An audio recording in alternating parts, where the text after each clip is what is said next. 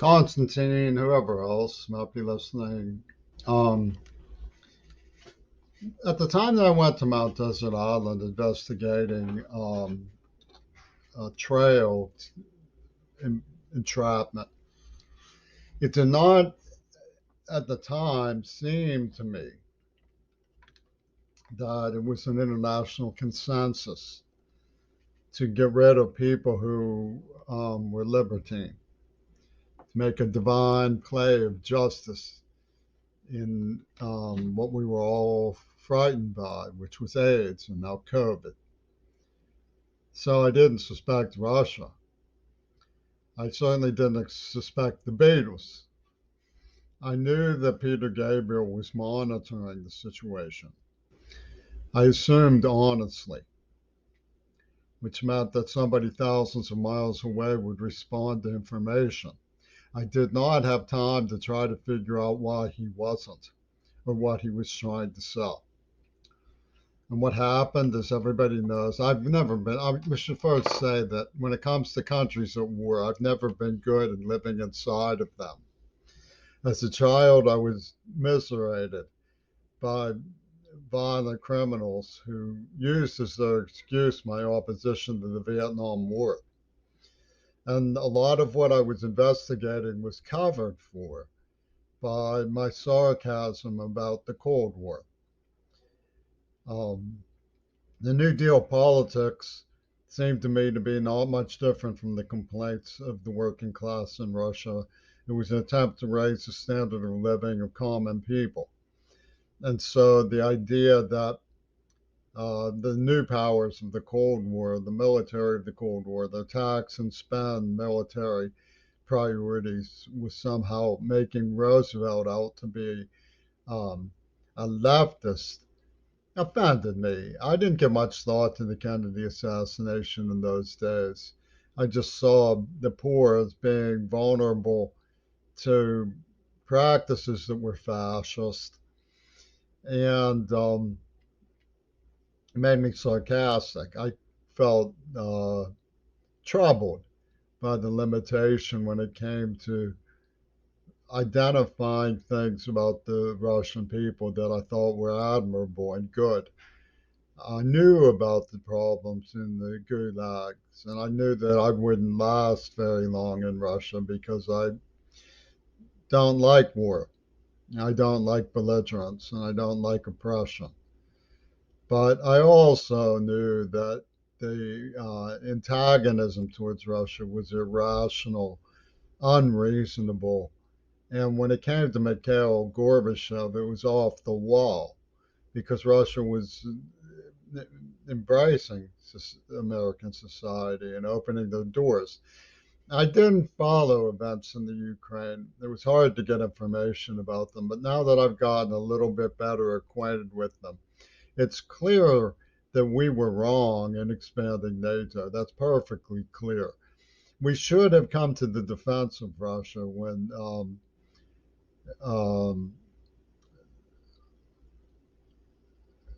I can't pronounce his name, it begins with a Y, but the Russian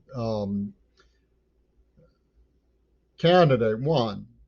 And there were all these claims that it was manipulated. I didn't. There was a recount. I thought. So then there was an uprising, a coup d'état. What were we doing sharing that? And I thought Russia was working things out with us. Why would we cheer that? Why would we void the anti-ballistic missile treaty? I saw that negotiated as a child. Why would we be spending money on things that were threatening the Russia? And of all the things, for God's sakes, why would we be arming the Ukraine? Don't you know what the Ukraine is? That's where Hitler invaded them from. It's not going to help anything. So, I mean, I was not exceedingly acrimonious because I had my work to do. I was working on a problem of being, you know, a marginalized deaf poet who had girlfriends, but didn't have anybody who wanted to stand with me, who was being targeted by some kind of Pinkerton detective outfit that was saying, I mean, we now know they were stealing from museums. They were saying zany, retarded things about me, calling me a devil worshiper and stuff, and setting me up to be eliminated by some kind of selection process. And then they come on with me this crazy, stupid story about John Lennon. Okay, that's too zany for me. I don't have time for it. I have my suspicions, and I knew. Look at this rationally, right? You have somebody who they're calling a paranoid schizophrenic now. They say they knew already in '85 I was paranoid schizophrenic, and the Flippy tune was selling me a schizo man when he met me. I had neurotrauma, but let's get past all that. Does that mean that I did what I heard that I didn't hear? No, no, I heard what Zill said. Okay, so my hearing was better. I had hearing aids. I remember perfectly well because I said something about transformative capacity. And the Hulu that Patricia Fripp has about linguistic anthropology.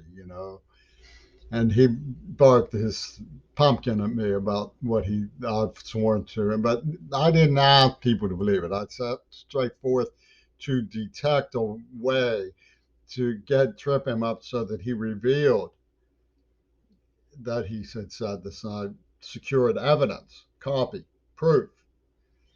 So that exists now, right? Okay, so the question was the hula law that we were going to get rid of the cultural inferiors because the Muslims see us as Looney Tune Westerners who are infidels, double cross women, two timers, risks to ourselves and others, treasonous people.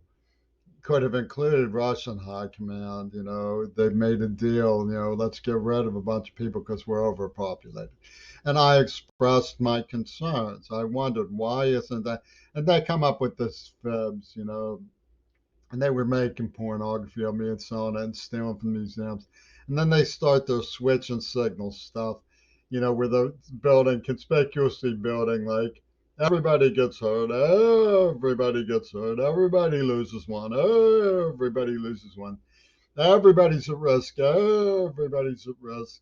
Leveling the playing field for the arc of colors, leveling the playing field for the arc of colors. And I don't know who else involved in it. Yeah, but I was trying to protect my girlfriends. That's the thing. I say talk about Russian people. I was trying to protect the good people of Russia. I don't want them to get hurt. No, no. I don't hate Vladimir Putin. I don't like what he did in the Ukraine.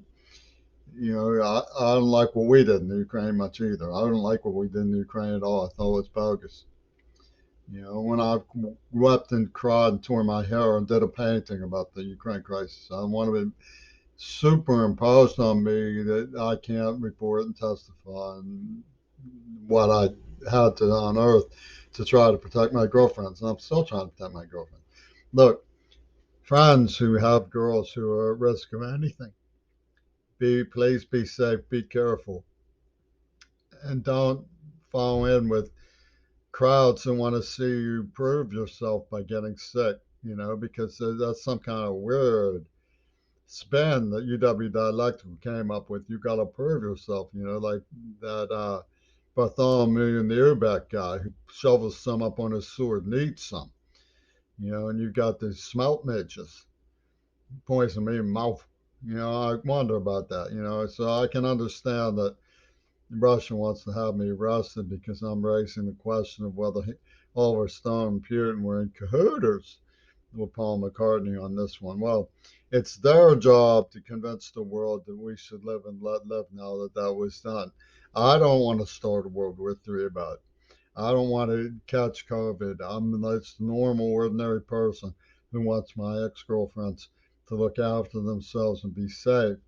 And I don't want to be picked on by the Crow Academy Gooster Corona so that these people can tell a lie about what happened to me.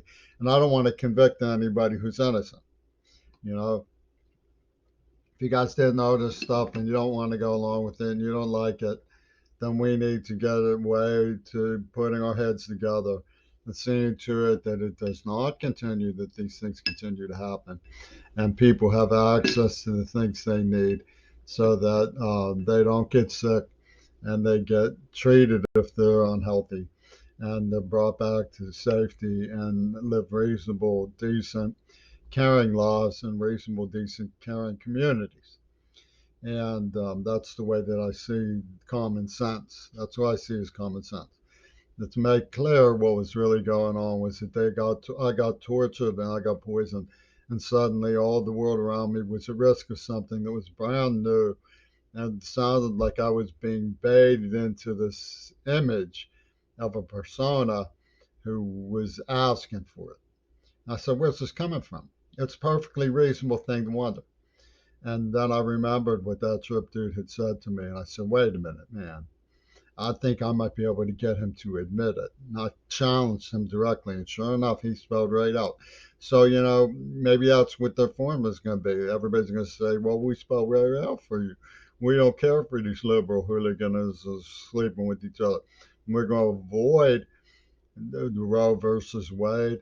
We're going to drum up parochial education. People are going to be more careful with each other when it comes to physically fondling each other." And I don't have anything to say about that. I mean, I've lost girls to rivals who were out to pick on me, and I know how it hurts. Some people um, don't find the love of their life. It's not my fault. I can't do anything about that. But I wanted to make sure that my ex-girlfriends were advised that they should be careful because there's some trickery and there's some cahooters going on, and there's people getting sick. And I don't want them to get sick. You see what I'm saying? I want them to know what's going on. And so I go out and investigate. I go out and try to find out what's going on. They say, "Oh, you was licky chops." Well, yeah, these people have children. They know what lovemaking is. They don't have to be stupid. All that stupidity was some kind of plant. It's plant. The Carnegie Mellon scene says, "Well, we profiled him," but that's the truth. They profiled an implant that they put in there. That's what happened. So you're talking about really exposing the people who really did it, and they want to put me to death, and that they wanted to all along. That was the whole point, all along. There was this legendary loopy dude that Penis Gabriel's monitors wouldn't allow them to inflict me, and then that was supposed. So then they turned the dials on the barking mad audience. "What do you mean you're not allowed to? What do you mean you're not allowed to?" And the audience going, "Bark, bark, bark at the white, bark at the anti-Trump, bark at the anti-Lennon, bark, bark." And Crack Aggregusta comes out with her "I'm eject you" stuff. Yeah, and so that's Peter Gabriel's sick mind. If you're scared of me, I think you should try to dissociate me from Peter Gabriel's sick mind. He has a very sick mind. He's clearly a very dangerous moral imposter. Whether he worked with behind the scenes with the KGB and stuff, I can't sort that out. I'm a 61-year-old man. I was in my 20s when I went undercover to Maine and investigated and found out what they were doing. And I came back with evidence. I didn't ask anybody to believe my schizoid man. I said, "This is the evidence of what they did." And I found out they had even more evidence. They were just waiting for me to see it. How charming that is. Oh, how charming. So obviously they're just going to rub it in our faces. I don't want to love the world any more than anybody else does.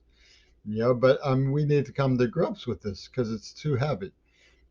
Our population is being exposed to things that is killing a lot of them. COVID killed a lot more people than any of our wars did. And Chomsky's on the tube saying, "Who knows what's next? It could be infinitely worse." And you have this flame over Africa situation. My feeling is the best thing we can do is discuss carefully how to make sure that these things don't happen. One of the first things we need to do is extend a little bit of um, uh, benefit of the doubt to the people who have a certain amount of power. I realize it's harder to trust Russia and it's harder to trust the United States after something like this. I realize that.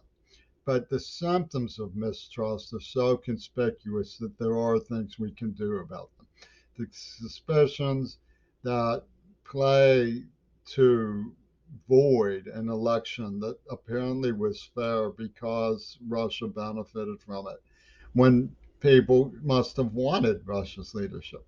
We can't just tell people who want Russia's participation, want Russia's leadership, that we don't approve because there's no reason until that's why negotiating a ceasefire in the Ukraine is so important because then we can stop escalating out of common sense and putting ourselves on the road to ruin that way.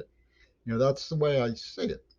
Now, as for the people who, if there are any, who continue want to punish me for something like that, they tortured me as a child. I don't have anything illusions about any of that. I realize journalists get gone down. Why do they have to carry on that way? I mean, oh, you don't understand the nature of reality and all this stuff, and it is devil worship. That's why we did it, to save your soul. I realize that's at the root of Greg Carl's reasoning when he did this to me as a child, was you were wayward humanist and all, and somehow he got the Zappas to help him. That which leads to the leapfrog thesis that the Beatles were actually involved in it and working it out with Trump. And they want us to say, oh, they're the cerebral diplomats. They understand everything. They can read the heart of the millions. They know what went on in the queer bait, and he's just a kid on the block like everybody else.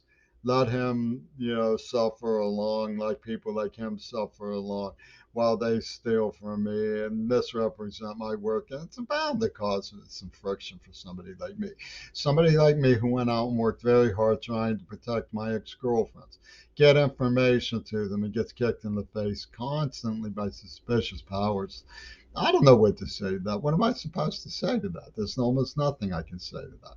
There's nothing I can say to that. There's absolutely nothing I can say to any of that. I know what happened though, and I tried to tell people so that they would do something to try to help each other.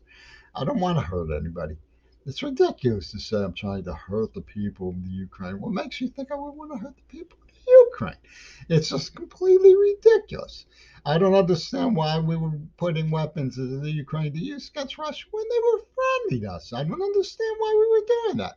Don't ask me to try to understand why that we did that. I don't understand why we were doing that. Don't you know what the Ukraine is? The Ukraine is where Hitler invaded them. You want me to support the pushing the button of a memory that evil?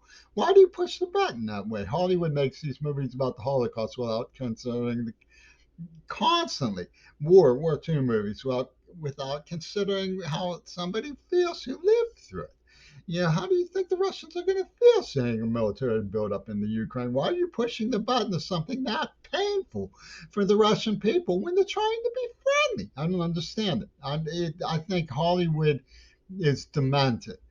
It's absolutely demented. And somebody has to start connecting in the United States the deviations and craziness that we see in Hollywood and its effect on our people because it's gotten totally out of hand. I don't like it at all. I never liked it. And don't ask me to say that I like it now because after it's done something this ridiculous. It's just ridiculous. Why do people have to be so ridiculous? They call me Dostoevsky. He wrote a book called The Dream of the Ridiculous Man. They call me, people like Dostoevsky, it's a guy in Dream of the Ridiculous Man. The liberal idealist is a ridiculous man. They call us ridiculous. Why do people have to be this ridiculous? I'm sorry, it's ridiculous. It's absolutely ridiculous. This didn't have to happen. The West has to face it. They, they, they did do some things to provoke this, and Russia had already proven that you can negotiate with them. Look at the Teach people about the history of Václav Havel, for heaven's sakes. He negotiated the freedom of Czechoslovakia with Russia. And you're putting guns in the Ukraine and trading them like they're still the enemy when they're trying to be friendly. It doesn't make any sense to me. Don't ask it to make sense to me. And even if you want to, wipe the history of my investigation off the face of the earth. Whatever it is the people with their eraser heads are after, please, for God's sake, stop being ridiculous. Stop telling me that I'm the ridiculous person when you're behaving that ridiculously. Do something to put a check on review on Hollywood. Make them make movies with happy endings, for God's sakes, for a change, instead of all of this indulgence and mayhem. And thank you for listening. Goodbye.